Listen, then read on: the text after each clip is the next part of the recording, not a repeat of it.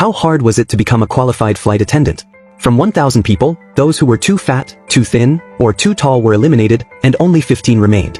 Right after getting up, they had to do 500 frog jumps, then walk in a catwalk with thick books on their heads if the books fell. They were immediately eliminated. Even when they were drenched in sweat, they weren't allowed to have any body odor.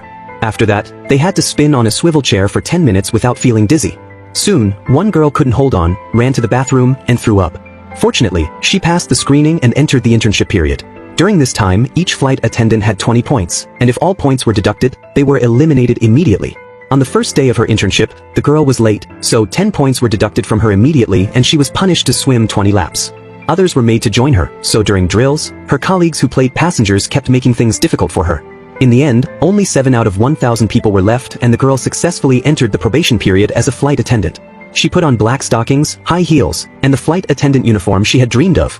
Not long after the day of her first flight arrived, but unexpectedly on her first flight, the girl overslept. She quickly got dressed, grabbed her ID badge, and rushed to the airport. She didn't even notice that she bumped into the captain. She only thought about not being late. Although she made it in time for the flight, she realized that being a flight attendant was anything but easy. When she was serving food, she encountered 2 passengers arguing. When she tried to intervene, she got splashed with coffee all over. She couldn't hold back and yelled at the passengers, which shocked everyone.